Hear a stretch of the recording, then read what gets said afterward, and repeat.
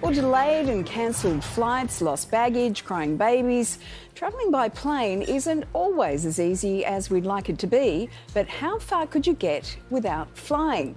Well, Danish traveller Thor Peterson has managed to visit 196 countries in 9 years and counting. Country number 196 just happens to be Australia, and the man himself joined us a little earlier from Melbourne. Thor, thank you very much for joining us. Welcome to our country. I have to say, though, number 196, should we be offended or are you saving the best for last? I'm saving the best for last, obviously. So is Australia your final stop then, or do you have more to see?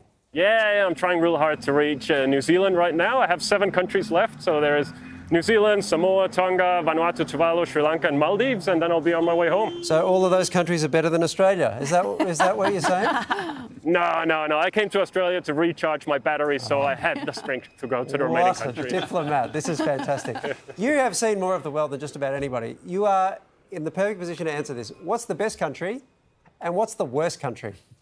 Best country is obviously Australia. Which other country could I answer? So, based on the philosophy that whichever country I'm in has to be the best country in the world, because it is to someone within the country, and I'm trying to promote the country while I am there. So I'm trying to look for good things and promote the most positive. So Australia is the best country in the world. The worst would be the Vatican. I think that's a rubbish country. It's got nothing to do with religion. It's just that it's a country that closes at night. No children are born there. There are no restaurants. There are no hotels. What kind of country is that? Thor, I thought the days of trailblazing explorers were over. What inspired you to pursue this goal of seeing every country without flying?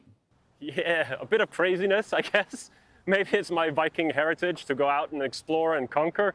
But originally it just came about when I discovered that very few people have been to every country in the world, and no one has managed to do it completely without flying.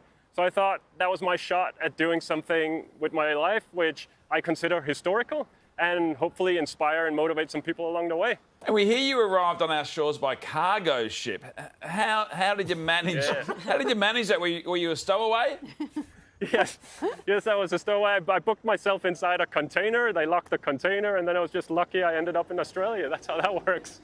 You call yourself a modern Viking. Does that mean you can kind of do things in a different way and sort of have a different strategy towards how you run around the world? Yes, I do try to murder someone in every country I go to, so that's been a part of it. No, I mean, I come from Denmark. Denmark is Viking territory. It was Viking territory 1,000 years ago. We have proud traditions with that. So this is now 2022. I can't very much call myself a Viking anymore, so I'd be a modern Viking. You actually started this journey way back in 2013. I'm figuring, given the pandemic was so recent, did that in any way slow things down for you?